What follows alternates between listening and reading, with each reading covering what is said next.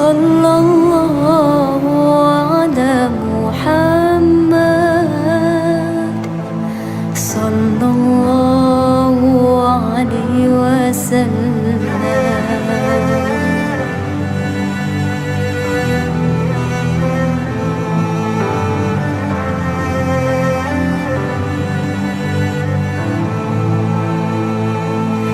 أنت شمس أنت بدر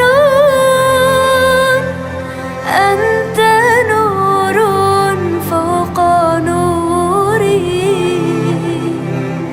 أنت شمس أنت بدر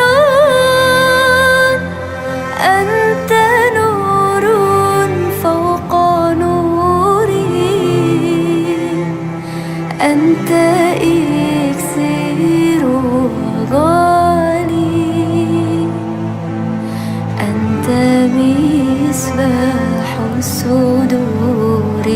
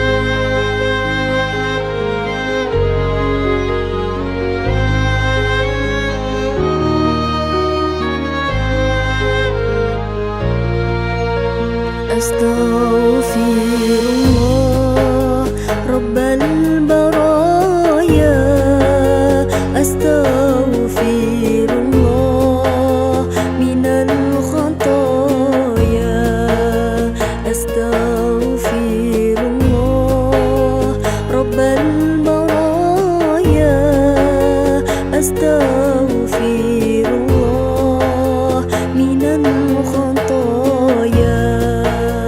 ربي زدني علما نافعا ووفقني عملا مقبولا وواسع لي رزقا طيبا فتوب علي توبة نصوحا فتوب علي توبة نصوحا. أستغفر الله رب البرايا أستغفر الله من الخطايا أستغفر الله رب البرايا أستغفر الله من الخطايا.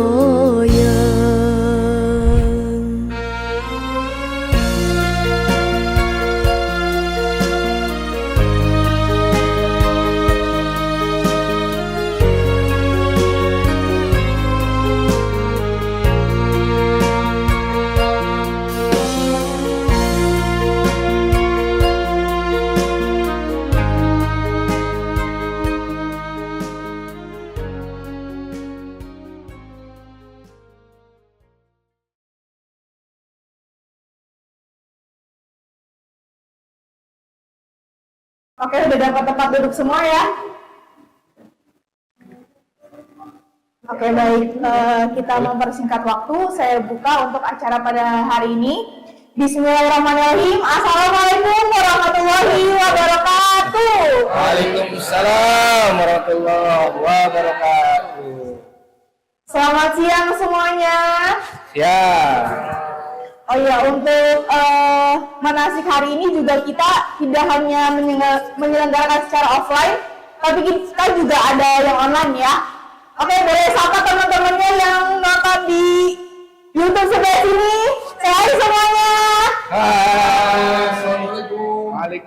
Waalaikumsalam.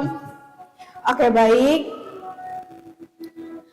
Yang kami hormati Bapak Rifai selaku CEO PT Bisnis Online Bahagia, dan juga yang kami hormati seluruh panitia dan narasumber kegiatan pada hari ini. Lalu yang terhormat juga untuk grup leader dan juga agen Andalus dari Kota Serang, beri tepuk tangannya semuanya. Dan juga dan alam meriah juga untuk jamaah umroh pada hari ini yang berbahagia.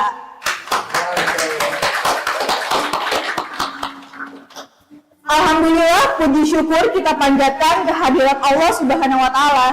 Karena atas limpahan rahmat dan karunia-Nya, kita semua dapat hadir dalam acara manasik umroh yang diselenggarakan oleh PT Bisnis Online Bahagia pada hari ini dalam keadaan sehat walafiat.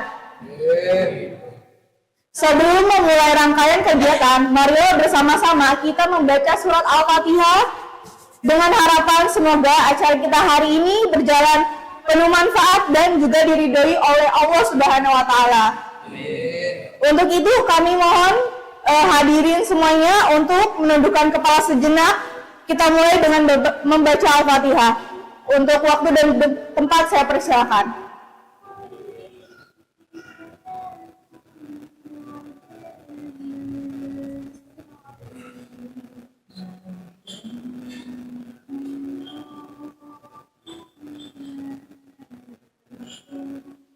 Baik, untuk berdoa selesai. Nah, untuk acara selanjutnya itu saya akan infokan untuk susunan acara pada hari ini. Yang pertama tadi ada pembukaan dan doa bersama.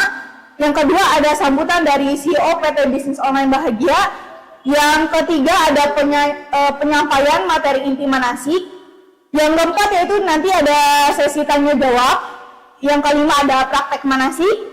Yang keenam nanti kita ada penutup dan coffee break. Lalu yang terakhir yaitu doa penutup. Dan nanti juga kita akan ada dokumentasi untuk foto bersama ya.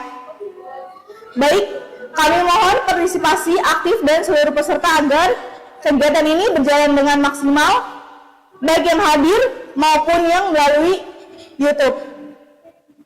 Semoga kegiatan manasik ini menjadi sarana belajar dan latihan yang bermanfaat dalam mempersiapkan diri menuju Baitullah. Mari kita ikuti dengan khusyuk, penuh semangat, dan tentu saja tetap menjaga adab serta kekompakan kita. Oke, baik, ke acara selanjutnya itu ada sambutan. Marilah kita simak bersama sambutan dari Bapak Rifai selaku CEO PT Bisnis Online Bahagia. Kepada beliau saya persilakan dengan hormat untuk beliau. Boleh kita beri tepuk tangannya. Bismillahirrahmanirrahim. Assalamualaikum warahmatullahi wabarakatuh. Alhamdulillahirrahmanirrahim. Saya senang sekali hari ini kita berkumpul di ruangan yang insya Allah diridhai Allah Subhanahu wa Ta'ala. Yang terhormat guru saya, mentor saya, beliau yang mendidik saya secara pribadi dalam dunia umroh. Tanpa bimbingan beliau saya juga belum tentu bisa belajar, bisa fight ya di dunia umroh. Tepuk tangan untuk guru kita semua, Bapak Haji Purnomo. Tepuk tangannya belum meriah. Sekali lagi, tepuk tangan yang meriah untuk beliau. Mudah-mudahan beliau sehat panjang umur. Amin. Iya, karena beliau ini energinya luar biasa. Tak henti-hentinya menebar kebaikan seluruh Indonesia. Termasuk hari ini di kota Tangerang. Barusan saya jemput di airport jam 11 landing, sholat Jumat, makan siang. Kayaknya masih capek, betul atau tidak? Tapi tidak kenal lelah untuk Anda semuanya. Tepuk tangan untuk beliau sekali lagi. Baik Bapak Ibu, hari ini hari yang sangat luar biasa. Perdana manasik gabungan antara jamaah umroh Andalus dan jamaah umroh Bahagia. Makanya saya sebut di banner Andalus Bahagia. Tepuk tangan sekali lagi untuk kita semuanya ya. Keberangkatan insya Allah untuk teman-teman Andalus tanggal berapa? 23 Juli, kami dari Bahagia insya Allah tanggal 4 Agustus ya, seperti itu. Jadi kita gabung jadi satu. Hari ini Bapak Ibu akan mendapatkan ilmu tentang persiapan umroh dari ahlinya langsung ya. Hari ini saya ingin mengajak Bapak Ibu semua sebelum menerima materi, bagaimana kalau kita bertalbiyah bareng, setuju atau tidak? Setuju? Oke ya. Tolong di silent dulu Bang Romli.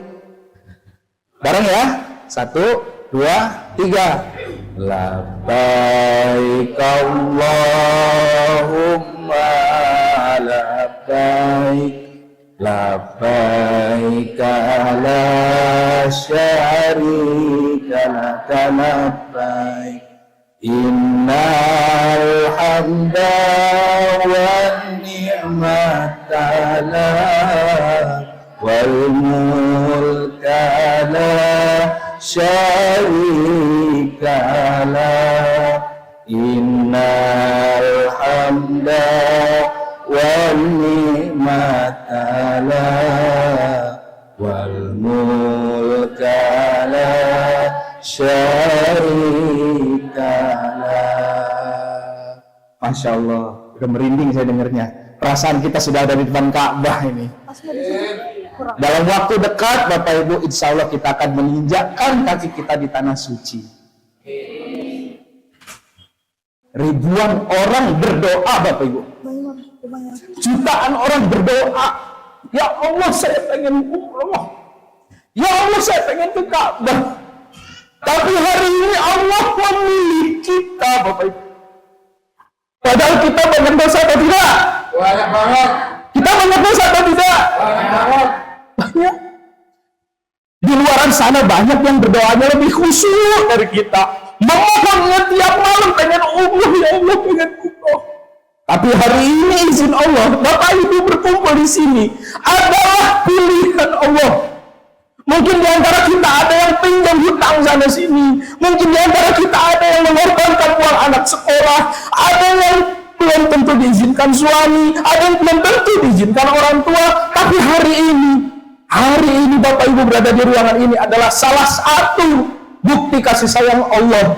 Jauh-jauh datang dari kota Serang. Jauh-jauh dari Banten. Jauh-jauh dari kota Tangerang. Yang di online ada yang dari Manado, Lampung, Padang. Percayalah Bapak Ibu. Percayalah Bapak Ibu. Bapak Ibu yang hari ini ikut manasik ini adalah pilihan Allah. Semoga umroh berangkat sampai pulang pergi nanti semuanya dalam keadaan sehat. Panjang umur. Kenapa saya sampai nangis Bapak Ibu? Ada jamaah saya udah daftar cash, udah lunas, udah suntik meningitis, udah bikin paspor 2 hari yang lalu. Meninggal dunia Bapak Ibu. Jadi ujian umroh itu bukan di tanah suci. Ujian umroh itu bukan di Madinah, bukan di Mekah. Ujian umroh itu justru ketika Bapak Ibu menjatuhkan niat, ya Allah saya pengen umroh. Di situ ujiannya datang. Uangnya lah nggak ada, paspornya lah berubah jadwal. Suntiknya susah gimana, jadwal pesawat belum dapat. Tapi Allah Maha Besar, Allah Maha Penyayang, Allah Maha Kasih. Hari ini Bapak Ibu adalah orang-orang yang terpilih yang dikumpulkan Allah. Insya Allah kita akan bersama-sama menuju tanah suci Mekah dan Madinah. Saya doakan semua Bapak Ibu hari ini semuanya sehat, menjadi umroh nanti, umroh yang makbul dan makbrur. Terima kasih dari saya. Selanjutnya adalah materi inti. Mohon dipersiapkan hati, persiapkan pikiran, HP-nya di silent dulu. Simak baik-baik, 2-3 jam ke depan kita akan belajar apa itu umroh, kenapa kita harus umroh, bagaimana kita umroh. Insya Allah semua akan dijabarkan oleh guru besar kita, mentor kita semua. Beri tepuk tangan kepada Bapak Haji Purnomo.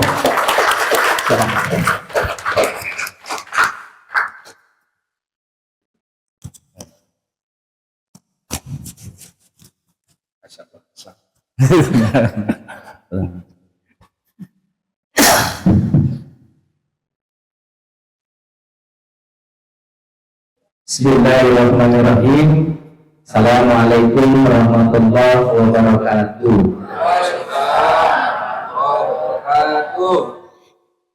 Pergi ke pasar membeli tomat. Tomat dibuat sambal terasi. Yang jawab salam kurang semangat. Suaminya kawin lagi. Amin ya amin. Setelah ini saya salam, saya yakin yang paling semangat ibu-ibu, yang bapak-bapak nggak jawab. Saya ulangi lagi salamnya, semangat lagi ya. Assalamualaikum warahmatullahi wabarakatuh. Tuhan, Pak Haji Nasrullah tadi suaranya lebih keras, yang pertama, yang kedua telah masuk. Karena belum minta didoain kalau lagi. Baik, alhamdulillahirabbil alamin wa bihi nasta'in ala umuri dunya waddin.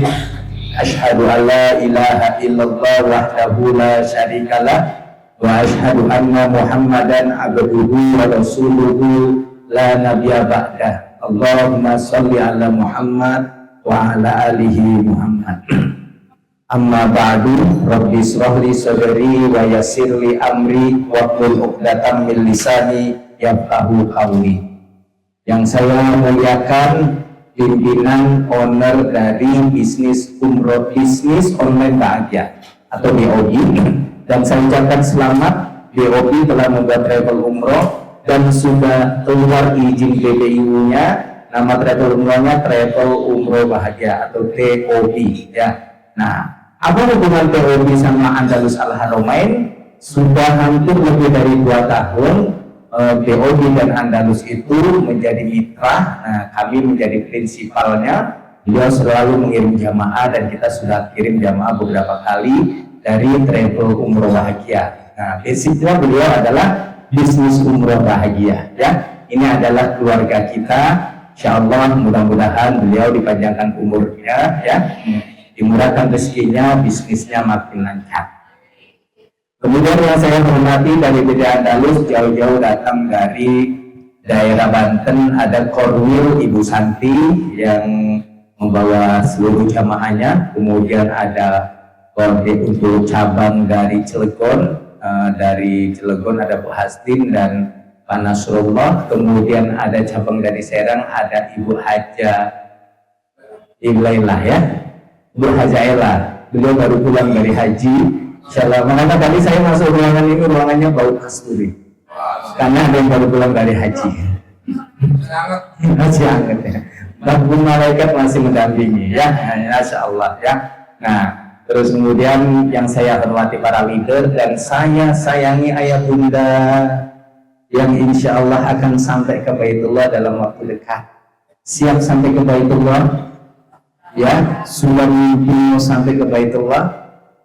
Kata Pak Rifai tadi, orang-orang yang berada di sini adalah orang-orang yang dipilih sama Allah. Kenapa Allah bilang dipilih sama Allah? Yang lebih kaya dari ibu banyak, betul? Yang lebih sehat dari bapak banyak, yang lebih mampu dari seluruh yang ada sini banyak. Tapi kenapa Allah pilih Anda semuanya, ayah bunda yang dipilih oleh Allah sampai ke Baitullah? Karena Allah sayang dan Allah memang memanggil. Karena banyak orang dipanggil tidak menghilangkan panggilannya. Tapi ayah bunda adalah orang yang dipanggil dan saya siap datang untuk ke Baitullah. Dan saya berharap orang-orang yang ada di sini adalah orang-orang yang bukan hanya rindu sama Rasulullah, tapi juga dirindukan oleh Rasulullah. Bukan hanya rindu Ka'bah, tapi dirindukan oleh Ka'bah. Berapa banyak orang yang dirindukan oleh Ka'bah, bahkan pesawat, bahkan jadwal itu, bahkan uang semuanya tidak ada artinya. Kalau Allah sudah panggil dia untuk berangkat ke Ka'bah, maka tidak ada satu orang pun yang bisa menghalangi. Tapi kalau Allah belum panggil untuk ke Ka'bah, apapun yang kita lakukan tidak akan menyampaikan kita ke Ka'bah. Apa buktinya? Kemarin ada dari mana? Namanya yang dari wilayah Timur Tengah, mau terbang berangkat haji ya, tiketnya masalah, nggak boleh masuk ke dalam pesawat ya, nggak boleh masuk ke dalam pesawat bu. Kalau jamaah sudah masuk ke dalam pesawat semuanya, pesawat terbang udah jalan. Apa kata ini pihak airline-nya? Kata airline-nya, Bapak silakan pulang karena Bapak tidak bisa berangkat haji tahun ini. Apa kata Bapak tadi itu? Dia bilang gitu, saya keluar dari rumah, saya tidak akan keluar kalau tidak saya berangkat ke Baitullah. Gitu. Dia duduk saja di bandara. Tahu nggak bu, pesawat yang sudah terbang rusak di tengah jalan. Dari 5 menit rusak, kemudian balik lagi keluar. Udah sampai bandara diperbaiki pesawatnya, ini orang mau naik pesawat tetap tidak boleh diperbaiki, terbang lagi pesawatnya, keluar lagi Pak. 5 menit di atas, balik lagi, rusak lagi. Sampai balik ke bandara. Terus kemudian kata pilotnya, saya tidak mau terbangkan pesawat ini kalau nggak si Amr itu ikut ke dalam pesawat ini. Saya tidak mau terbangkan pesawat ini kalau nggak si Amr itu ikut masuk ke dalam pesawat ini. Ah, gitu. Nama orang yang mau terbang ini namanya Amr. Tiketnya masalah. Logikanya ini tidak akan bisa berangkat ke Mekah. Ya kan? Tapi pesawatnya tidak diizinkan Allah sampai Mekah. Itu yang ketiga, kalau terbang lagi mungkin pesawat tidak di atas itu. Untung tidak terbang lagi. Langsung sadar pilotnya. Apa kata pilotnya? Aku tidak mau terbangkan pesawat ini kalau si Amr tidak ikut ke dalam pesawat ini. Dipanggil si Amr, kemudian masuk ke dalam pesawat, terbang ini pesawat sampai Mekah, nggak ada halangan, nggak rusak pesawatnya, lancar nyamuk. Mungkin bagi Allah, kalau Allah mau kita sampai ke Baitul, kembali ke rumah. Dan mudah dari Allah untuk menghalangi kita kalau kita tidak disampaikan untuk ke Baitullah. Makanya bagaimana caranya supaya Rasulullah rindu sama kita, supaya Ka'bah betul-betul rindu sama kita? Persiapannya dari mulai sekarang. Karena cobaannya itu akan datang bukan nanti saat kita di Madinah atau di Mekah. Cobaannya akan datang pada saat ibu berazam. Apa itu azam? Berniat. Apa itu berniat? Qasdu syai'in muqtarinan bi fi'lihi. Sengajakan sesuatu kemudian ikuti dengan perbuatannya. Pada saat sudah berniat mau berangkat ke Baitullah, kemudian sudah BP-kan uang, saat itulah cobaan sudah mulai datang.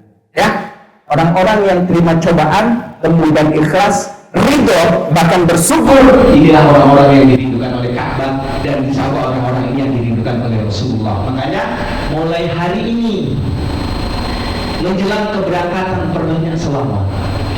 Mulai hari ini menjelang keberangkatan perbanyak istighfar. Minimal di pangkal hari dan di pangkal malam jangan pernah luput istighfarnya, jangan pernah luput sholawatnya. Sehingga hari ini kita berselawat kepada Rasulullah dengan jarak 10.000 km. Nanti kita akan berselawat kepada Rasulullah yang hanya jaraknya sekitar 10 meter dari jasadnya. Itulah yang kita rindukan. Kenapa kita merindukan itu ya Bunda? Karena inilah manusia yang sudah dijamin surga sama Allah. Muhammad sudah dijamin surga sama Allah. Surganya Jannatul Firdaus, surga paling tinggi.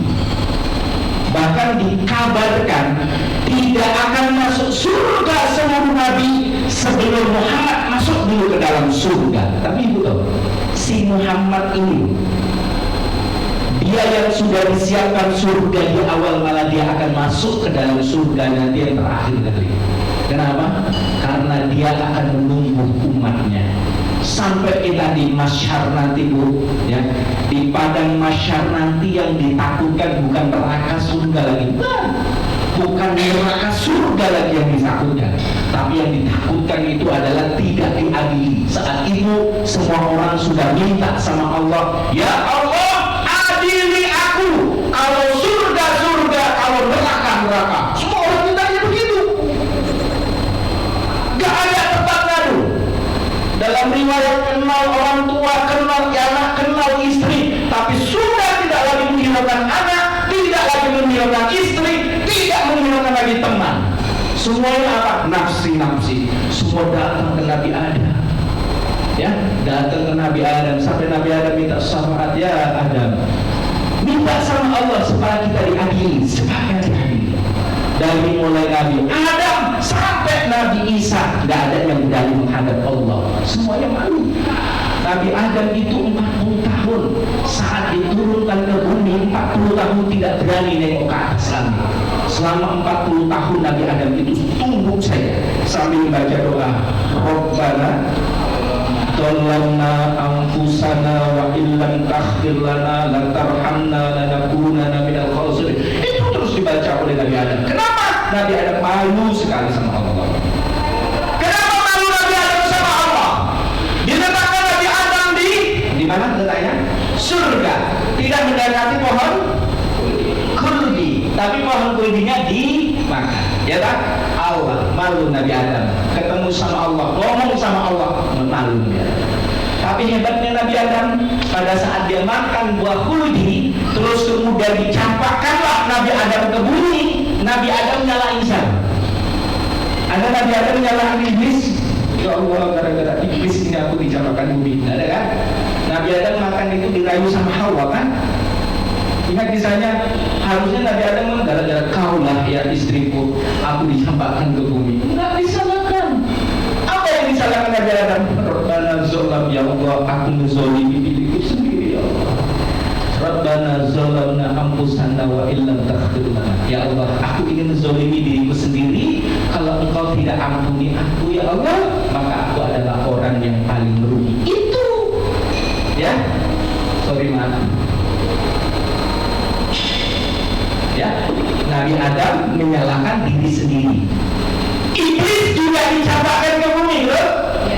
Iblis dicampakkan bumi. Waktu iblis dicampakkan ke bumi, siapa yang disalahkan iblis?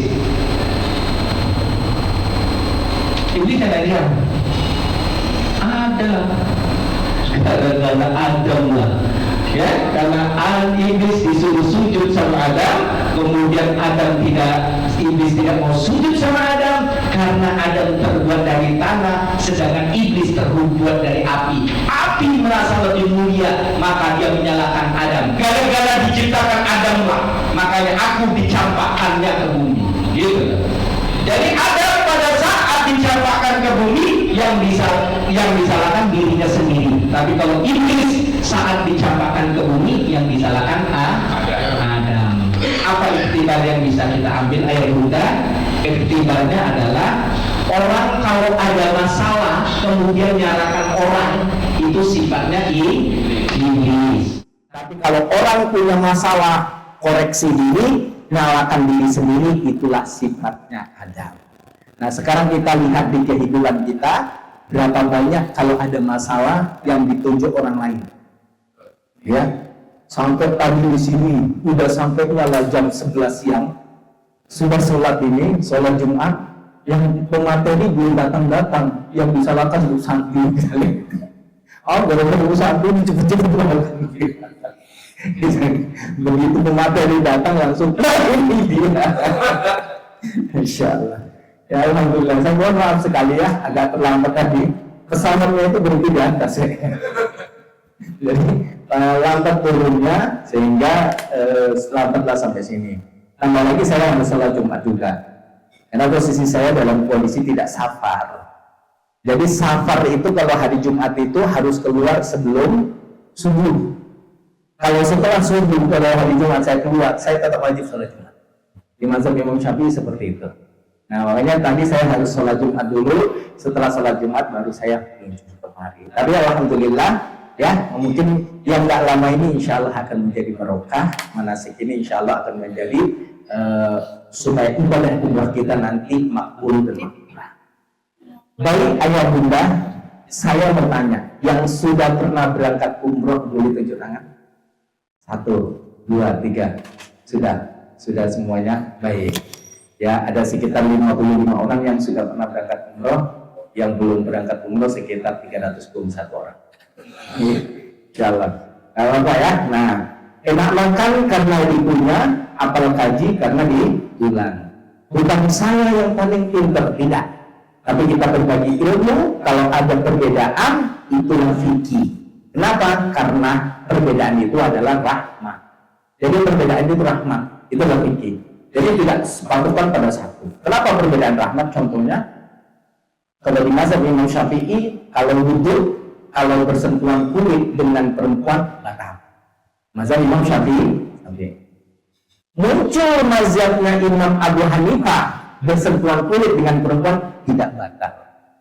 Mazhab Imam Maliki, bersentuhan kulit dengan perempuan tidak batal selama tidak ada nafsu. Nah, itulah namanya perbedaan. Perbedaan itu rahmat. Mana yang benar? Dua-dua benar. Ya. Nah, dua-dua benar. Silakan pakai yang mana saja. Nah, kalau kita sudah biasa memakai mazhab Imam Syafi'i, pakailah mazhab Imam Syafi'i.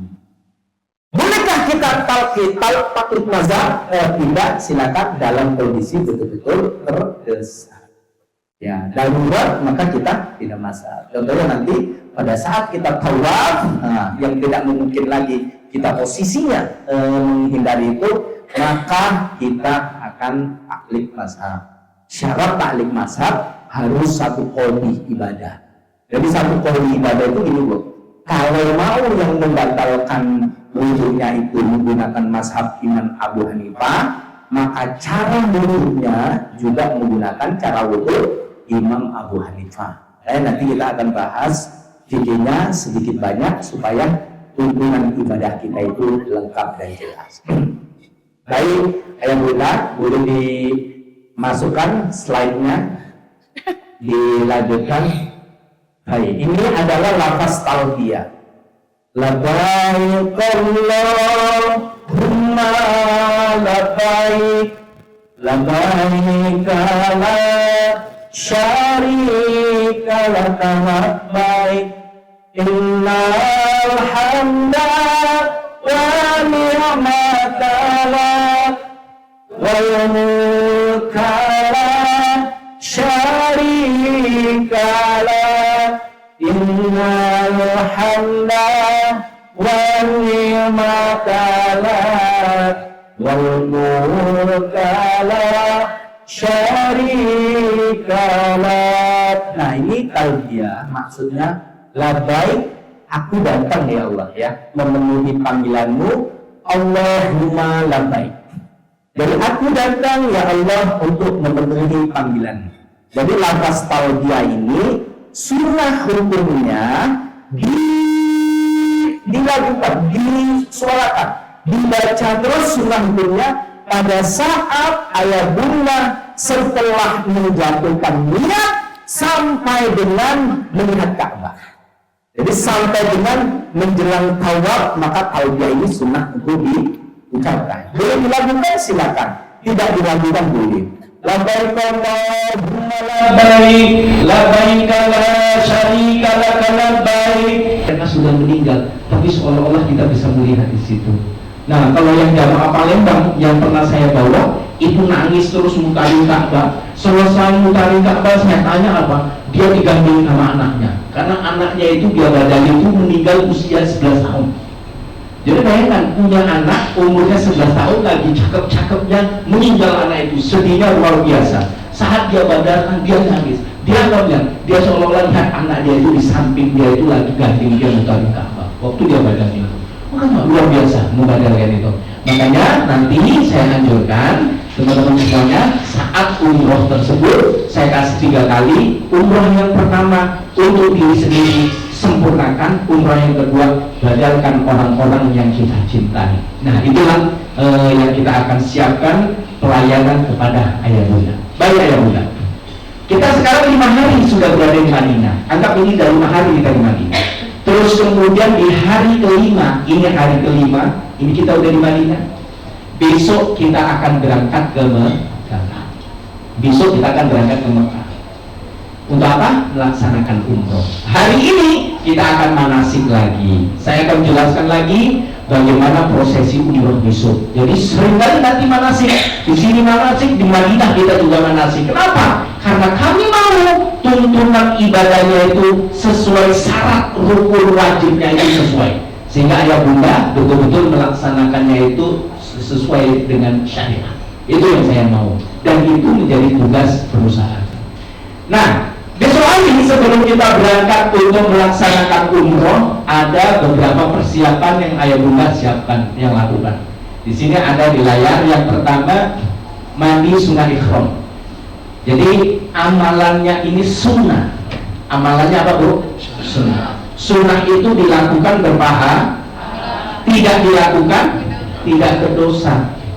Jadi jangan salah juga mengartikan. Tour leader kami sebelum kami training, ini kayak saat amal-amal wajib, kayak amal wajib jadinya dia buat dia. Jamaah berangkat pagi besok ini, pagi masuk Masjid Nabawi, tiba-tiba hilang jemaah. Terus kemudian dampaknya jumur. Nah, udah dapat jumur, jamaah sudah mau berangkat ke Mekah. Kemudian jamaah tadi udah sampai hotel, ditanya sama pemilik, ibu sudah mandi sunah ikhram? Belum. Aduh, mandi sunah ikhram dulu. Kita udah siap-siap mau ikhram. Ngapain mandi sunah ikhram lagi?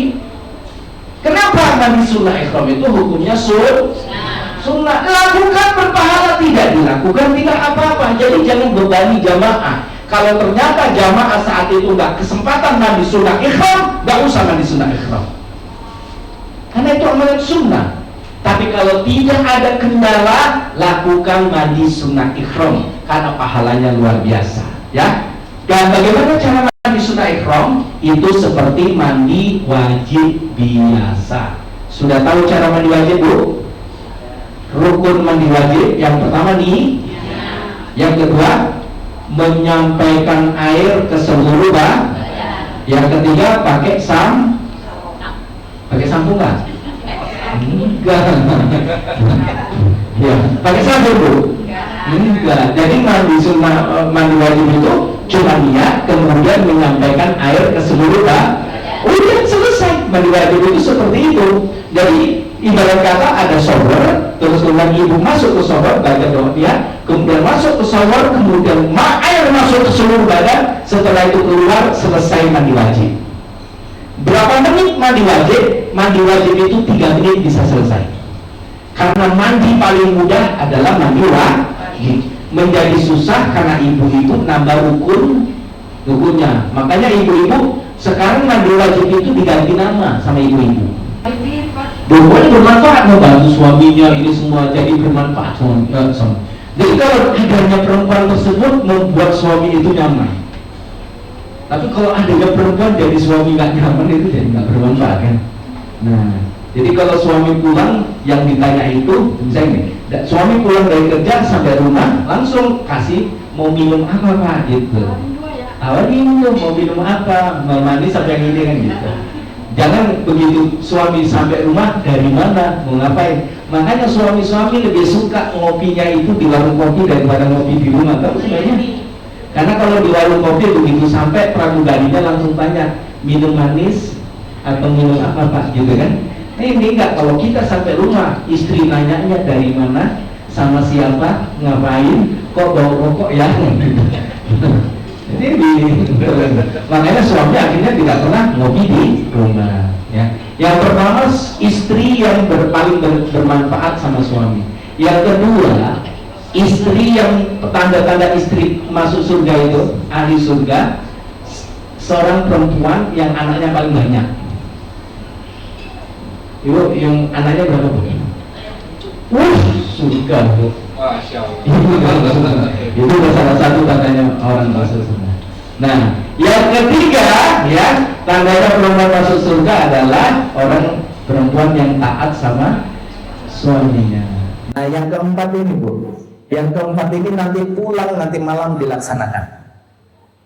Salah satu tandanya orang perempuan masuk surga itu yang keempat itu adalah kalau dia buat salah ataupun suaminya buat salah, dia pegang tangannya suaminya, dia ngomong, aku tidak bisa memejamkan mataku sebelum engkau memaafkan aku. Iya, itu dia, itulah perempuan ahli surga.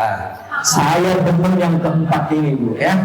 Yang keempat ini tiap hari saya trainingin untuk istri saya. Makanya yang keempat ini tiap mau tidur istri saya pegang tangan cuma ngomong begitu aja. Kenapa mau jadi ahli surga? Ya. Jadi suaminya yang buat salah atau dia yang buat salah, perempuan itu yang minta maaf dulu. Iya.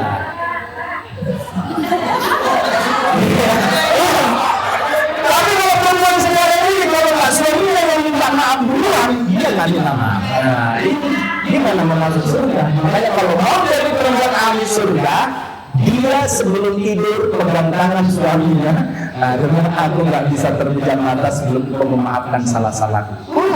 Sudah insya Allah ibu jadi ahli surga. Dan tahu nggak kalau ibu lakukan itu selama seminggu berturut-turut ya, selama seminggu berturut-turut hadirannya apa? Hadirannya suami itu jangan pernah lagi ditanya, Pak, kamu terakhir kapan jatuh cinta sama aku? Nggak usah ditanya begitu lagi. Dia nanti makin bingung. Kenapa? Aku bingung karena setiap hari aku makin jatuh cinta sama dia. Karena dia nggak tahu lagi kapan terakhir dia jatuh cinta. Karena setiap hari dia makin jatuh cinta. Nah itulah yang disebut dengan mawaddah. Nah, jadi mawaddah itu semakin menua pasangan kita, semakin kita jatuh cinta. Jadi itulah luar biasa perempuan ya. Nah, jadi itu ya Bu ya. Nah, jadi nanti pulang dari umroh harus ada perubahan karena tanda-tanda umroh itu diterima sama Allah. Tanda-tanda haji itu diterima oleh Allah itu bukan saat dibuka, tapi saat sampai di Indonesia ada perubahan. Itulah tanda-tandanya bahwa ibadah kita diterima sama Allah ya. Jadi itu adalah amalan yang pertama, sunnah nabi sunnah ikhram ya. Nah, saya selalu ibaratkan itu sama leader kemarin. Contohnya ada kolam renang ya, terus kemudian bapak lompat ke kolam renang plus mandi sunnah ikhram, mandi wajib plus lompat belum sekitar 2 menit kemudian bangkit, itu langsung sudah selesai mandi wajib. Jadi kita nggak perlu repot-repot lagi. Kalau timbul, kalau udah mau lompat kolam renang kemudian nggak timbul-timbul, itu main wajibnya nggak sah. Iya, maka nanti akan mandi lagi, namanya mandi jenazah. Jadi itulah mudahnya kita mandi wajib. Nah, sama mandi sunnah ikhram itu mudahnya juga seperti itu. Ambil shower, masuk ke shower, baca niat terus kemudian masukkan air ke seluruh badan, selesai. Itu mandi sunnah ikhram. Kapan dilakukan mandi sunnah ikhram? Ini hari kelima. Besok kita mau umroh. Besok sebelum sholat boleh. Setelah sholat sholat boleh. Setelah sholat duha boleh. Sebelum zuhur boleh. Setelah zuhur jangan. Kalau mau mandinya setelah zuhur, ibu ditinggal sama mobil. Karena mobil berangkat habis zuhur. Kalau sebelum zuhur setelah zuhur belum mandi, tak usah mandi sunnah ikhram. Karena kita akan berangkat ke Mekah itu habis sholat zuhur. Itu satu, mandi sunnah ikhram. Oke, yang kedua, apa itu yang harus kita lakukan? Berpakaian ikhram. berpakaian ikhram. Pakaian ikhram perempuan Bu, pakaian ikhramnya seluruh pakaian warna apa saja, bentuknya bagaimana saja, bergambar apa saja, ya, menutupi seluruh badan kecuali muka dan kedua-dua telapak tangan. Itu pakaian ikhram bagi perempuan. Jadi seluruh badan ditutupi kecuali muka dan kedua belah telapak tangan. Kaki ditutup atau tidak? Tutup. Warnanya apa saja? Hitam, putih, kuning, biru, silakan. Adapun kantor perusahaan memberikan warna itu tidak wajib. Jadi jangan nanti misalnya Pak Dipati buat pengumuman, Bapak Ibu nanti kita umrohnya pakai baju putih. Ini nggak punya baju putih, nggak ada uang untuk beli. Terus kemudian langsung wah nggak sah umroh tidak. Itu pengumuman dibuat adalah supaya seragam, tidak menjadi kewajiban. Adanya baju warna abu-abu pakai, adanya baju warna kuning pakai apa aja. Yang penting apa? Tertutup seluruh badan kecuali muka dan kedua telapak tangan. Muka ini menjadi pantang larang, kalau ditutup jadinya kena dam. Kemudian tangan ini tidak boleh ditutup. Ya, ini wajib dibuka. Justru wajib dibuka. Muka wajib dibuka. Menggunakan cadar justru jatuh hukumnya haram.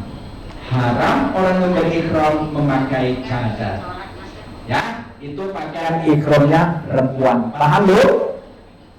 Pakaian ikhramnya laki-laki, 2 lembar kain. Kita sebutnya dengan nama izar, itu bawahnya, kemudian atasnya disebut dengan namanya rida. Nah, ada rencana mau praktek? Ya, boleh kain ikhramnya dibawa satu kemari biar saya praktekkan. Silakan dikeluarin.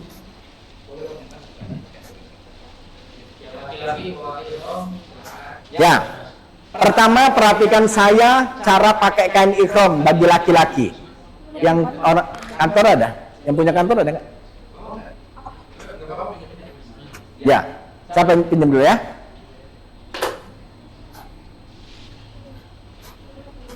Ya, perhatikan Mbak. Yang laki-laki, cara memakai kain ihram. Cara memakai kain ihram untuk bawahnya seperti pakai sarung, gimana pun cara makainya boleh. Gimana pun cara makainya boleh. Ada orang pakainya begini. Ya, misalnya ya, diputer sampai akhir ini boleh? Boleh. Boleh. Tapi nanti paling hidupnya agak susah, nggak bisa melangkah. Kenapa? Karena yang penting tidak nampak auratnya. Udah selesai. Nah, jadi semua cara boleh. Nah, cara yang paling simple supaya langkah ini tidak terganggu. Nah, perhatikan caranya. Nanti ada videonya, saya akan share. Tangan sebelah kiri pegang ujung kiri, tangan sebelah kanan pegang ujung kanan. Udah? Yang kiri, perhatikan yang kiri, itu disisakan 1 jengkal. Nggak usah diukur Pak, nanti nggak usah pakai ukuran diukur 1 jengkal, nggak usah. Dikira-kira 1 jengkal. Karena yang 1 jengkal ini pelindung yang punya Bapak 1 jengkal itu. Nah, kalau ada ini maka terlindungi. Yang sebelah kanan ujung, oke? Yang kanan sama yang kiri gabungkan jadi 1. Nah, setelah gabung jadi 1, lihat ini ada yang sejengkal. Sudah? Setelah itu, udah geser seperti pakai sarung. Jadi, geser, sudah. Masukkan tangan kiri kita sedalam kita mampu. Selesai. Kemudian ada yang 1 jengkal tadi, puter saja. Tinggal puter. Puter, udah. Kemudian lipat seperti biasa. Paham, Pak? Nih, syarat pakai kain ihramnya, pastikan mata kakinya tidak tertutup. Nah, kalau kita lihat seperti ini, Bapak bisa lihat. Nah, saya melangkah, ini sampai melangkah gimana pun, posisinya tidak akan aman. Aman. Ibu, Bapak mau coba-coba, mau rogo-rogo pun nggak bisa, Pak. Mau coba-coba di rogo-rogo gitu nggak bisa. Kecuali kalau mau dipaksa-paksa dibuka, itu udah susah. Kenapa? Saking betul-betul amannya. Saya untuk yang di bawah ini disebut dengan namanya izar. Yang ke atasnya itu rita. Bolehkah dipakai tali pinggang? Silakan. Sabuk. Tinggal pakai sabuk. Nah, yang atas, perhatikan Bapak Ibu-ibu. Yang atas ini cukup untuk dialungkan gamis. Saat kita tawaf, maka disunahkan untuk membuka bahu sebelah kanan. Jadi waktu tawaf, bahu sebelah kanan ini dibuka. Yang kiri tetap ditutup. Untuk apa yang kiri ditutup? Menghormati Ka'bah, karena Ka'bah posisinya di kiri kita. Jadi posisinya lebih gini. Nah, ini yang dibuka. Nah, yang dibuka, yang di bawah ini masukkan ke dalam tali pinggang. Selesai. Kemudian yang ini turun, sudah biarin saja, selesai. Jadi inilah, ini mau jalan, mau lari, semuanya tidak akan berubah. Aman. Yang di belakang jamaah juga? Jamaah ya? Paham Pak ya? Nanti akan di-share videonya.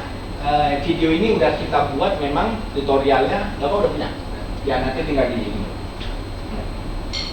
Jangan kebalik. Beberapa jamaah saya kebalik. Kebaliknya begini. Yang ini, yang sudah notabene-nya ini nggak bergerak, ini dimasukkan. Nah, yang ini dinaikkan ke atas. Nah, ini kebalik. Jalan jatuh terus. Jadi kalau jalan ini, orang nanti kalau jalan ini sebentar-sebentar jalan begini aja. Lihat kalau ada orang pakai kain ihram gini aja, 2 langkah begini.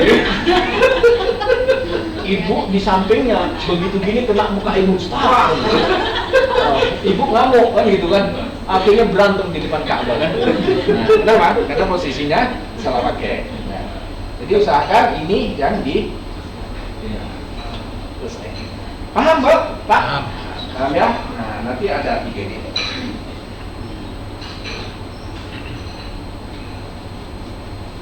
ini belum Microfiber ya. Usahakan travel umrah bahagia untuk kedepannya beli microfiber ya. Iya. Andalus sudah microfiber? Yang punya laki-laki punya Andalus? Ah ya, yang ini udah microfiber. Kalau microfiber dia tidak berbulu, tapi dia kainnya bukan kain dia. yang dipakai bukan kain. Update. Ya. Mungkin kalau kita support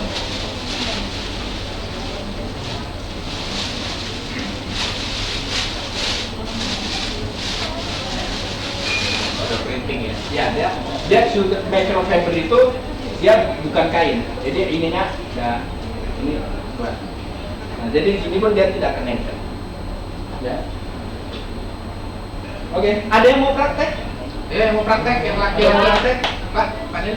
Bapak sekarang ayo. Mumpung udah bisa. Yang belakang praktek. Ayo, yang belakang.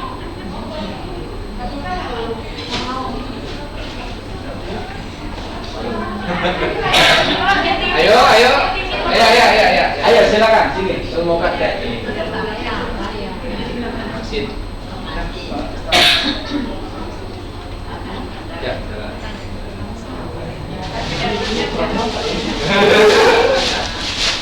Ya. Anak-anak itu saya ini kan.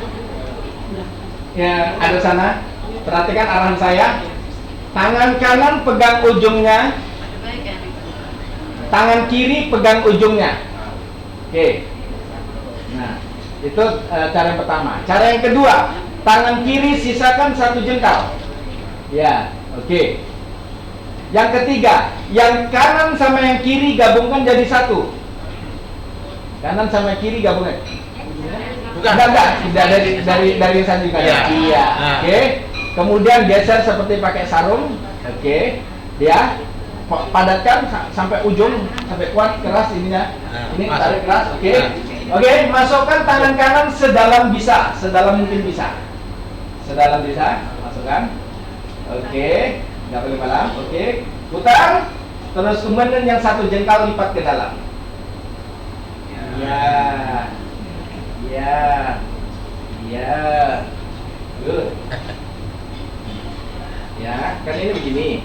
Masukkan ke dalam bisa, berarti sampai ke dalam lebih bagus. Oke, ya, nah, terus kemudian, oke, masukkan ini ke dalam, sudah gabungkan jadi 1 sama. Iya, nah, tinggal gulung seperti memakai sarung. Tapi ketinggian nggak Pak segini? Nggak apa-apa, nggak apa-apa. Nah, cukup. Ya, ya, coba melangkah sejauh mungkin. Lebih jauh lagi. Aman. Lebih jauh nggak aman ya. Ya. Tapi nanti tinggal turunkan aja ya. Nah, itu yang paling bawah. Nah, kemudian untuk atasnya, oke. Atasnya, tangan pakai. Oke. Nah, buka punggung sebelah kanan. Yang kanan mana? Ininya. Nah, buka. Ini taruh ke bawah. Nah, ini buka yang ini naikkan ke atas semua. Iya, ke atas semuanya, lepas. Oke, sudah lepas. Kemudian yang kanan buka. Ya, ini jatuhkan saja. Oke, kemudian masukkan ini ke dalam. Lepas, selipkan. Iya. Ya, oke. Selesai. Terus kemudian yang ini ambil dari bawah. Enggak, ini. Oke. Iya, sudah. Iya, keluarkan tangannya. Sudah. Ya udah, tinggal tawaf.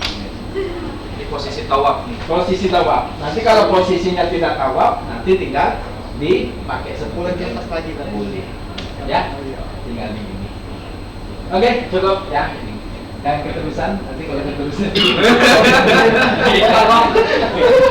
Oke.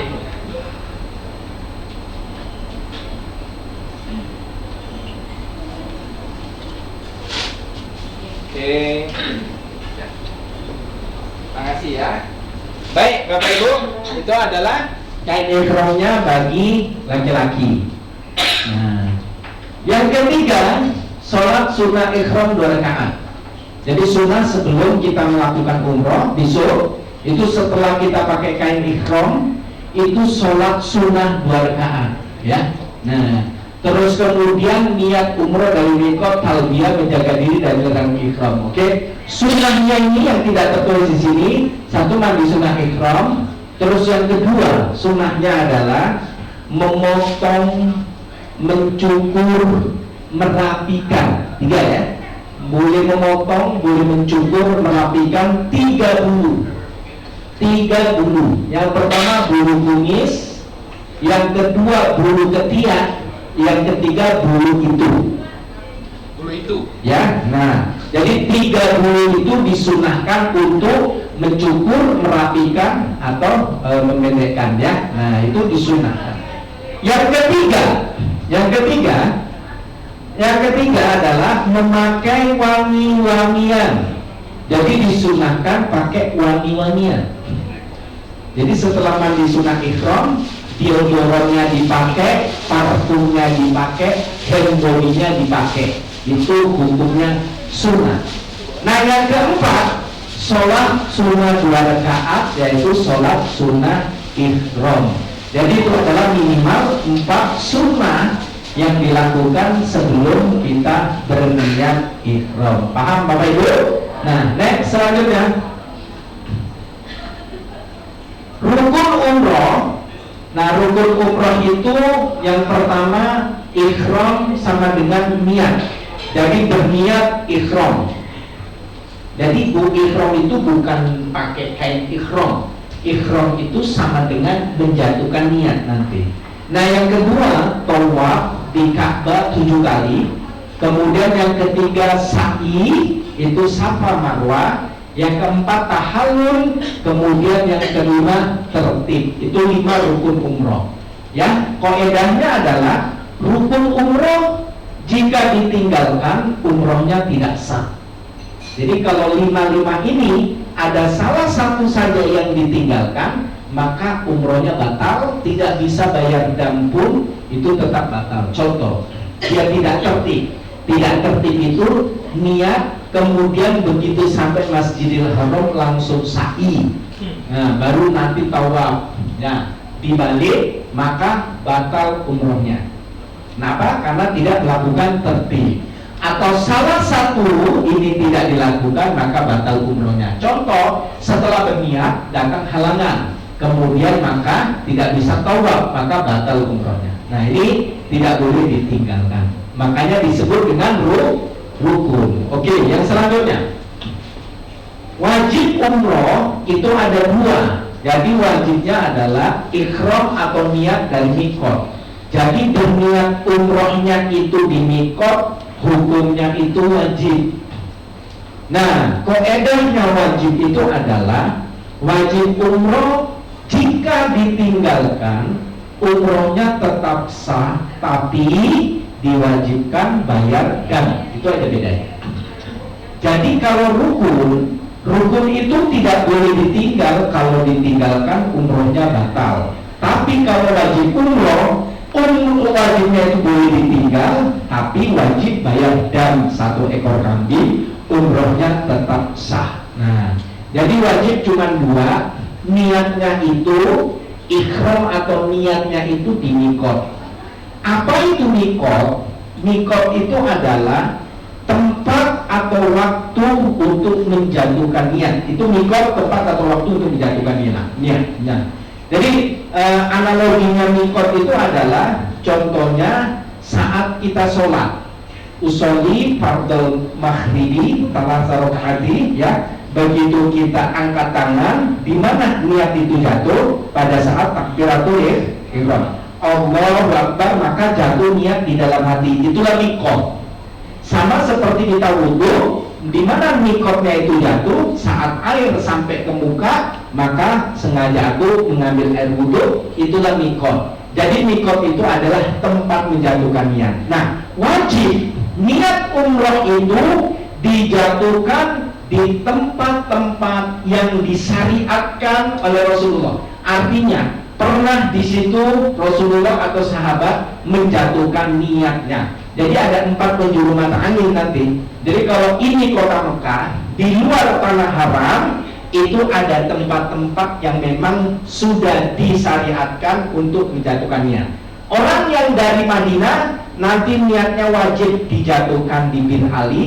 Nanti orang yang sudah berada di Mekah niatnya bisa dari Jikrona atau dari Tanim. Kemudian orang yang berangkat dari Indonesia langsung menuju Mekah, Dia bisa niatnya di Gunung Yalamlam. ya. Orang yang dari Riyadh, kemudian dari Riyadh, kemudian dari Taif, nanti niatnya bisa dijatuhkan di Qur'anul Manazil. Jadi itu adalah tempat-tempat yang memang sudah disyariatkan untuk menjatuhkan niat. Ibu tidak perlu kesah, nggak perlu stres, karena ibu tidak perlu ngapalin itu, ya. Karena nanti ibu akan saya bawa ke tempat itu untuk menjatuhkan niatnya. Nah, yang kedua, wajib umroh, wajib meninggalkan larang ihram. Jadi nanti kalau sudah berniat, maka pantang larang ihram itu sudah tidak boleh dilakukan. Kalau itu kelanggar, maka kena dam. Damnya apa? Nanti kita akan jelaskan. Next, selanjutnya. Ya, rukun yang pertama, kita akan berniat ihram. Berniat ihramnya di mana? Setelah waktu zuhur datang, ibu sudah pakai kain ihram, bapak sudah pakai kain ihram, sudah makan siang, semua naik ke bus.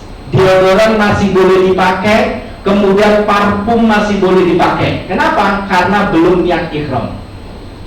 Jadi belum ada pantang larang umroh. Berangkat kita bus menuju ke arah Mekah, nanti sampai di Masjid Bir Ali, perjalanan sekitar 30 menit. Nanti kita akan berhenti di Bir Ali. Nah, disitulah kita akan menjatuhkan niat umroh. Oke?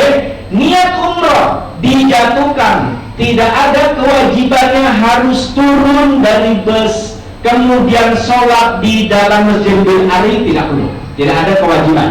Tapi kalau mau turun silakan, ya. Karena masjidnya gede. Orang Indonesia kalau lihat masjid gede itu kagum. Sayang kalau nggak turun, nggak foto-foto, kan begitu.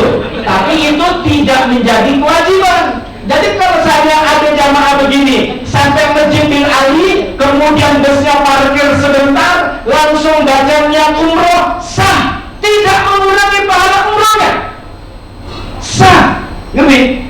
Terus kemudian ada orang yang sampai Bin Ali, turun, kemudian masuk toilet, kemudian foto-foto di Bin Ali, terus kemudian sholat 2 rakaat. Tidak menambah fadilah umroh. Tidak menambah fadilah umroh. Dia dapatkan pahala sholat tahiyatul masjid di masjid itu. Ngerti? Ya. Jadi jangan ini jadikan ritual yang luar biasa. Karena kadang-kadang karena dijadikan ritual yang luar biasa, ada nenek-nenek umurnya 85 tahun. Sampai di bus mau turun itu masuk ke mesinnya jauh. Udah kayak gitu toiletnya jauh. Dipaksain harus turun. Sudah sampai di masjid ketinggalan sama teman-temannya, hilang nenek-nenek tersebut. Akhirnya sampai asar, sampai waktu maghrib itu 10 jamaah itu nggak bisa berangkat ke Mekah. Kenapa? Nyari nenek-nenek itu kejadian sama jamaah saya. Kita turun semuanya. Tiba-tiba bapak-bapak ini ahli hisab ternyata. Bu, ahli rokoknya luar biasa. Sudah selesai di masjid, di luar masjid merokok aja gitu. Nggak tahu mungkin kena azab ilahi atau bagaimana ya. Yang kena juga kami. Itu sampainya itu jumur lewat. Udah selesai kumpul jamaah, udah kita hitung 45, itu tinggal sisa 44, satu jamaah yang nggak ada. Wah, itu kita keluar, kita putar di Masjid Bir Ali, balik muter, semua muter, balik ke bus, nggak ada. Sampai 4 kali muter itu, sampai asar. Ajar asar datang, itu belum dapat juga. Akhirnya kita rapat ini, udah habis asar itu rapat di bus ini. Ini gimana ini? Oke, kita buat keputusan. Ada anaknya yang ikut, itu orangnya udah tua, anaknya bapak ini. Jadi gini mas ya, kita udah sepakat. Kita lebih melihat abdulnya seluruh jamaah. Satu jamaah yang nggak dapat, terus kemudian ini semua nanti nggak bisa umroh, kan jadinya muter.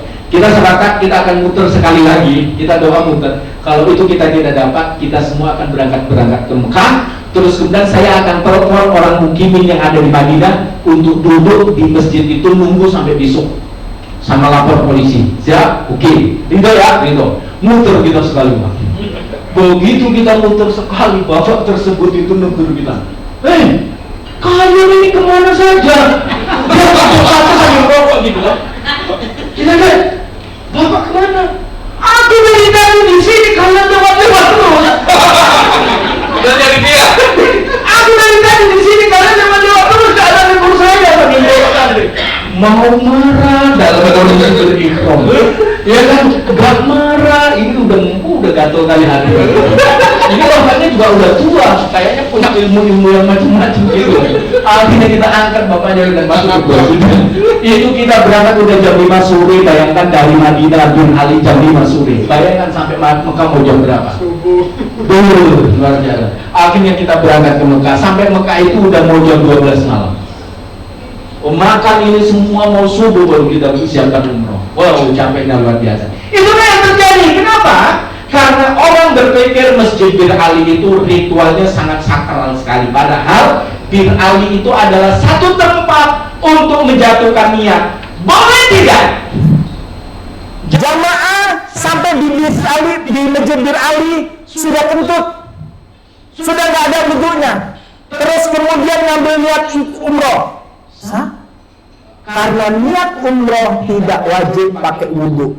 Jadi rukun umroh yang saya sebutkan tadi, niat, tawaf, sa'i, tahallul, ya, tertib. 5 rukun umroh tadi itu yang wajib ada wudhu, yang wajib suci. Itu cuma pada saat tawaf. Jadi waktu di Bir Ali, terus kemudian kita misalnya udah kentut, udah nggak ada wudhu, udah niat aja sah, gitu ya. Nah, atau ada jamaah perempuan posisinya besok mau berangkat ke Madinah, besok mau terbang ini, besok ya mau terbang.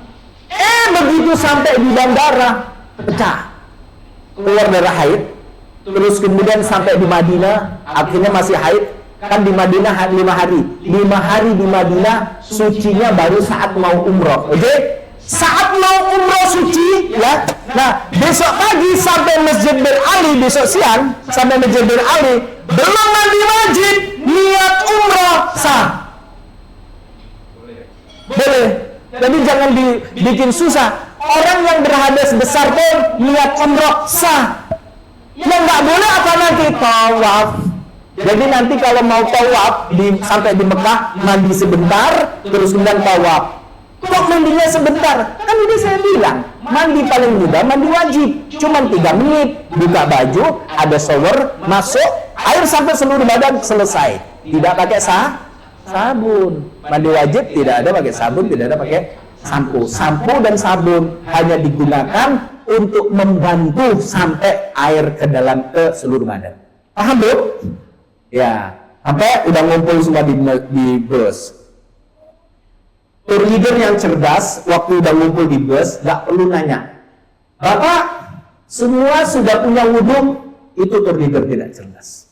Jadi tour leader gak boleh nanya, ada wudhu? Gak ada wudhu. Karena itu yang menjadi syarat. Itu justru membuat nenek ini jadi merasa galau. Ya, aku belum wudhu. Atau mungkin nenek ini sebetulnya perasaan tadi udah kentut atau belum kentut, akhirnya digalau. Nggak usah, udah, ibu siap semuanya, bapak-bapak cek di dalam celananya masih ada celana dalam atau tidak ada, dicek dulu. Yang suruh ngecek bapaknya, jangan ibu ikut-ikut ngecek. Yang ibu-ibu posisinya ini tangan sudah dibuka, kemudian nikop sudah dibuka, nggak pakai masker semuanya, udah semuanya oke, baru kita akan niat umroh. Oke, niat umroh ada 2. Ada niat yang pendek, ada niat yang panjang. Yang pendek pahalanya sama dengan yang panjang. Suka yang panjang atau yang pendek, Ibu? Ibu suka panjang, Nenek? Iya, yang ringkas. Saya kira Ibu suka yang panjang. Ya, yang pendek pahalanya 1, yang panjang pahalanya 1. Ya, makanya saya selalu anjurkan yang pendek saja. Ikutin saya. Bismillahirrahmanirrahim. Labaik. Ulangi lagi. Labaik. Oke. Labbaik Allahumma umrata. Labbaik Allahumma umrata. Lagi, labbaik Allahumma umrata. Lagi. Terakhir. Iya, artinya aku penuhi panggilanmu ya Allah, aku berumrah. Nah, dalam hati boleh gini, sengaja aku umroh karena Allah. Nggak ikut mengucapkan labbaik Allahumma umrata, umrahnya sah atau tidak. Yang penting di dalam hati mengucapkan sengaja aku umroh karena Allah. Sah. Karena Allah letakkan niat itu ada di dalam hati, Allah tidak meletakkan niat itu di mulut. Kalau niat itu diletakkan di mulut, kasihan orang yang bisu, kasihan orang yang sungging, dia tidak akan bisa niat. Kenapa? Tidak akan sempurna mulutnya ngomong. Karena Allah tahu ada orang bisu mulut, tidak ada yang bisu Iya, ada orang yang buta mata, tidak ada yang buta hati. Makanya diletakkanlah ibadah itu di dalam hati. Makanya kan ada orang udah tua itu semakin hari dia ada rabun jauh. Ya, waktu muda nengok siapa aja jauh bisa. Allah tujuannya apa? Tengoklah dunia. Tapi pada saat makin tua, 3 meter aja udah nggak tanda siapapun. Artinya Allah mau ngomong gini, udah nggak saatnya kau lihat pakai mata badan ini untuk lihat orang. Udah saatnya kamu aktifkan mata hati, gitu loh. Untuk lebih dekat kepada Allah. Ya itulah niatnya. Labbaik Allahumma umrata. Panjangnya apa? Nawaitul umrata wa ahramtu biha lillahi ta'ala. Nggak usah panjang-panjang, yang pendek. Pahalanya sama, ngapain yang panjang-panjang? Cukup yang pendek. Labbaik Allahumma umrata. Sengaja aku umrah karena Allah. Selesai. Setelah mengucapkan labbaik Allahumma umrata, maka berlaku pantang larang umroh. Karena ikhram itu adalah mengharamkan yang halal. Jadi kalau kita sudah berikhram, berniat ikhram, maka yang halal pun jadi haram. Apa itu yang halal jadi haram? Sebelum berikhram, ibu boleh pakai cadar. Setelah berikhram haram pakai cadar. Sebelum berikhram pakai sarung tangan halal. Setelah berikhram haram pakai sarung tangan. Itu untuk ibu-ibu berapa? 2. Untuk bapak-bapak, sebelum berikhram pakai peci halal Pak? Kalau sudah berikhram pakai peci haram. Yang kedua, sebelum berikhram pakai pakaian berjahit haram atau halal? Halal. Kalau sudah berikhram pakai pakaian berjahit haram, ya. Sebelum berikhram menutup mata kaki, ya. Nah, waktu berikhram menutup mata kaki sudah tidak boleh. Jadi itulah yang diharamkan bagi laki-laki. Perempuan 2 yang diharamkan, laki-laki yang diharamkan 3. Lalu itu pantang larang umrah. Perempuan 2, laki-laki 3. Perempuan dan laki-laki sama-sama yang diharamkan tambahannya. Yang pertama, tidak boleh pakai minyak wangi, parfum.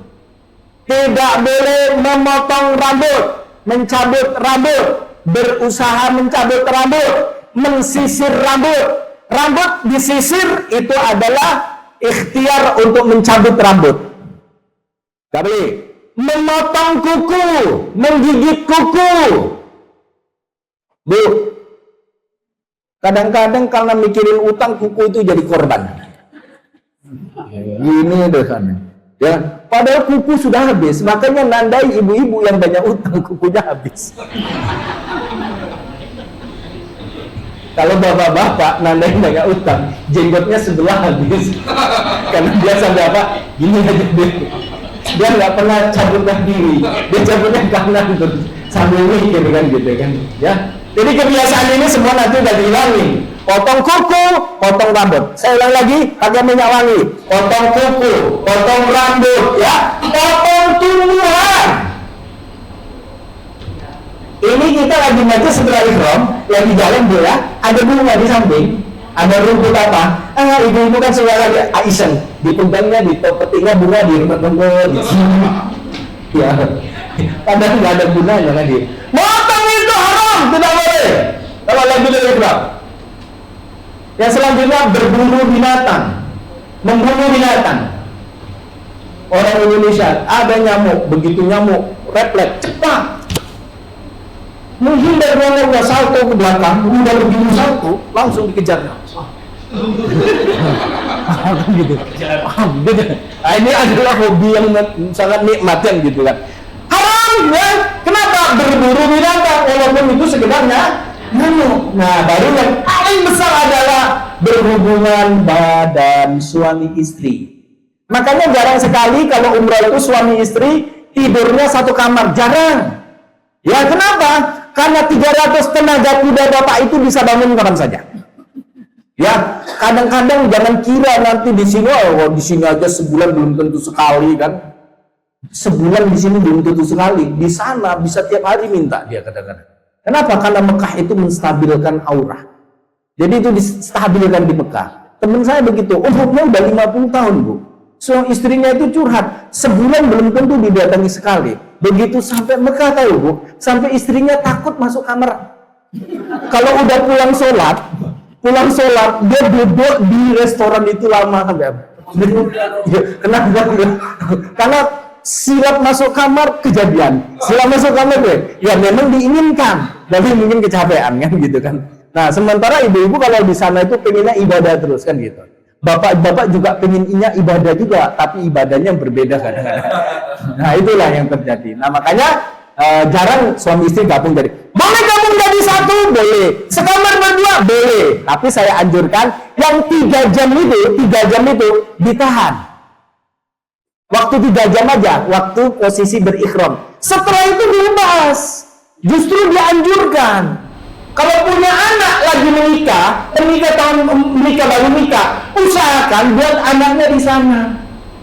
Kalau menikah, kemudian usahakan bulan madunya ke Mekah. Jadi nikah di sana, kemudian buat anak di sana. Jadi anaknya produksinya itu produksi Saudi Arabia. Minimal alisnya tambah tebal sedikit. Alisnya tambah tebal sedikit. Namain soal. Kalau produksi sini alisnya itu tipis sekali. Sudahlah tipis dicukur lagi. Sudah dicukur dilukis lagi. Gitu. Jadi jangan ya, sudah cukur. Karena ada bulu yang haram dicukur. Bulu ini, bulu tangan, kaki itu bulu haram dicukur bagi perempuan ya. Ada di sini wax itu, itu tidak boleh dilakukan. Ya, paham ya? Nah. Jadi itu posisinya saat kita sudah berikhram. Itu diharamkan semua. Itulah pantang larang umroh. Dendanya apa? Dendanya singkat, perhatikan. Saya nggak panjang-panjang dendanya, karena kalau dipanjang ini memang sampai nanti malam kita nggak selesai. Dendanya itu ada denda kecil, ada denda besar. Itu ada saya klasifikasikan. Denda kecil meliputi yang perempuan tadi pakai ini. Sarung tangan, terus kemudian yang laki-laki lupa pakai ini ya, terus kemudian lupa pakai pakaian berjahit, celana dalam belum dibuka ya toh, kemudian lupa pakai minyak wangi ya. Nah yang sifatnya tidak merusak seperti itu, maka dendanya itu boleh memilih 3 denda, boleh memilih 3 denda, memilih. Yang namanya memilih ada 1, 2, 3. Silakan pilih salah satu. Saya boleh pilih yang ini, saya boleh pilih ini. Itu namanya milih. Tapi kalau tertib harus yang pertama ini. Kalau nggak mampu baru ini. Itu namanya tertib. Nah, kalau memilih boleh. Apa itu yang dipilih? Yang pertama boleh motong 1 ekor kambing. Yang kedua boleh kasih sedekah 6 orang fakir miskin dengan ukuran 2 kali zakat fitrah. 2 kali zakat fitrah. Zakat fitrah 2,5 misalnya 5 kilo. Yang 5 kilo bahan makanan. Itu ya, ini yang kedua. Nah yang ketiga, kalau tidak mampu boleh puasa 3 hari. Jadi 3 hari boleh dipilih. Saya mau puasa aja di Indonesia, silakan. Saya mau bayar aja sedekahnya ke orang fakir miskin di Masjidil Haram, silakan. Saya punya uang, saya nggak pernah kurban. Bagus aku sekalian kurban di sana. Aku potong 1 ekor kambing, silakan.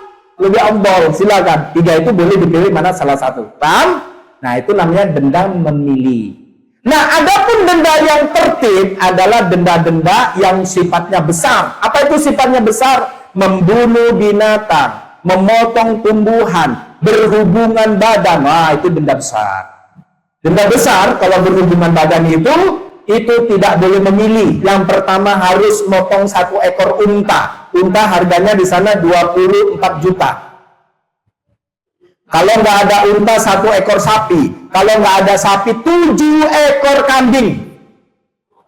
Oke, 3 ini. Saya tidak mampu timbang untanya berapa beratnya per 7 onnya itu. Berapa beratnya itu sesuai bahan makanan senilai timbangan unta tersebut. Tidak mampu lagi timbang untanya per 7 on itu 1 kali puasa. Kalau untanya 100 kilo berarti 100 hari lah puasa itu.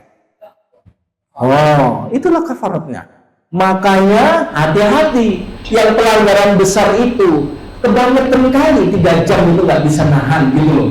3 jam saja, karena umrah itu cuma 3 jam. Setelah itu boleh dilepaskan sesuka-sukanya. Oke, paham Bu? Nah, itu adalah pantang larang beserta dendanya. Sampai sini ada pertanyaan? Sebelumnya. Yang ringan Ustaz, seperti memakai wangian, Ya. sabun gitu. Iya.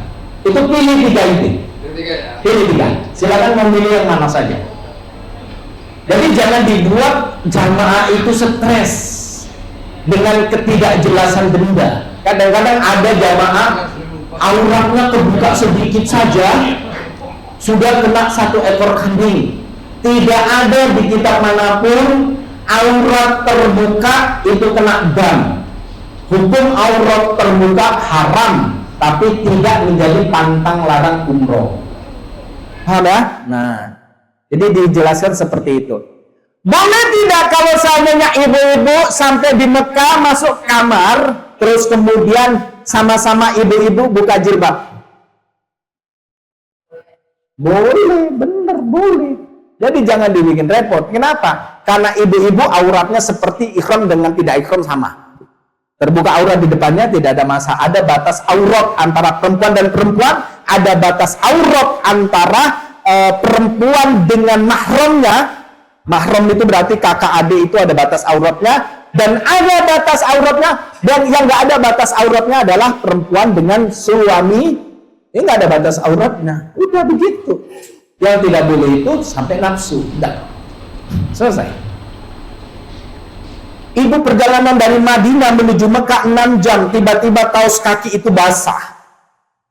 Bisa jadi dong, basah kan, karena turun naik basah. Sampai di Mekah sebelum tawaf, itu kaos kaki basah mau dipakai terus atau ganti kaos kaki? Ganti. Jadi jangan lagi ada pemahaman, wah ini kita lagi berikhram, pakaian nggak boleh dilepas, kaos kaki nggak boleh dilepas, masuk angin. Jadi mudarat itu ibadah. Ibadah itu mudah dan semuanya jadi indah kalau kita tahu ilmunya. Selesai. Paham? Rukun yang pertama adalah berniat di miqat. Niatnya labbaik Allahumma umrata. Setelah niat, maka pantang larang itu berlaku. Setelah itu disunahkan memperbanyak talbiyah. Labbaik Allahumma labbaik. Labbaik la syarika laka labbaik. Innal hamda wa ni'mata laka wal mulk la syarika lak. Terus bertalbiyah dari Madinah menuju sampai Mekah. Jangan banyak bergibah karena nanti musuhnya adalah gibah. Dah satu kamar. Nah, ngobrol. Itu aku satu kamar, itu kentut aja kerjaannya ibu itu. Kalau tidur nih kayak orang ini gerang-gerang. Ini udah ini sering kali kayak gitu. Dan ini biasanya ibu-ibu dan gak jarang bapak-bapak juga. Ibu-ibu kadang-kadang bisa melakukan. Makanya jaga mulut waktu lagi kondisi ikhram, berumrah betul-betul ridho, terima, ya sabar. Itu yang kita harus lakukan. Supaya apa? Ibadah yang kita lakukan tamam, sempurna. Cita-cita kita adalah pulang dari umrah seperti bayi yang baru dilahir. Itu yang kita mau. Oke, selanjutnya. Selesai kita perjalanan menuju ke Mekah itu sekitar 5-6 jam. 5-6 jam pantang larang umroh gak boleh dilanggar. Ya, nggak boleh tiba-tiba langsung pakai peci. Nggak ada angin, nggak ada hujan karena tiba-tiba dingin di dalam bus, kemudian bapak langsung ambil peci, pakai peci karena kebiasaan pakai peci, kena dam. Ya, nah nggak boleh. Tidur, kemudian kain ikhramnya diselimutkan ke atas, ditutupi mukanya. Nggak boleh, kepala tidak boleh ditutup. Ini harus dibuka. Sepanas apapun dan sedingin apapun kondisi di Arab Saudi, maka ini wajib dibuka. Paham Mbak ya? Turun, kemudian makan pot mie. Karena nanti ada turun di rest area, beli pot mie, makan bakso, silakan ya. Makan, setelah makan cuci tangan. Indonesia, kalau cuci tangan nggak pakai sabun, terasa tidak cuci tangan. Ambil cuci tangan pakai sabun, sabunnya wangi, kena lagi. Jadi itu betul-betul harus dijaga, jangan sampai kena pantang larang umroh. Paham Bu? Iya. Jangan salah dengar, jamaah saya sampai mau ke toilet, mau buang air besar nggak berani. Karena aku lagi berumroh, Pak, boleh nggak saya buang air besar pipis? Bu, kalau sampai itu nggak pipis, sakit nanti. Bebas mau pipis, mau buang air besar, mau kentut apa semua itu nggak ada nggak ada larangan dalam umroh ya.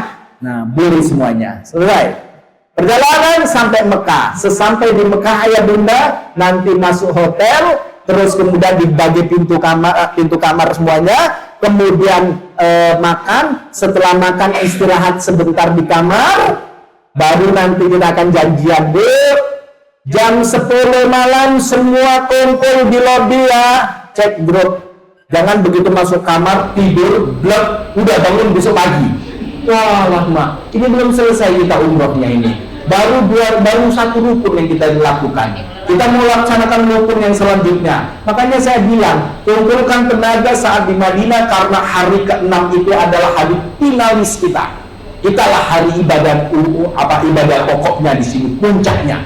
Dari waktu puncaknya itu kita harus punya tenaga. Makanya ke Madinah itu tujuannya apa? Kumpulkan tenaga, kumpulkan iman, kuatkan iman untuk kita menuju ke rumah Allah. Itu tujuannya saat kita di Madinah. Jangan di Madinah itu kita habiskan tenaga dengan belanja. Belanja nanti, Bu, saya paling mengerti jamaah. Akan saya siapkan tempat belanja paling bagus untuk ibu. Nggak usah pikirkan belanja. Ada waktu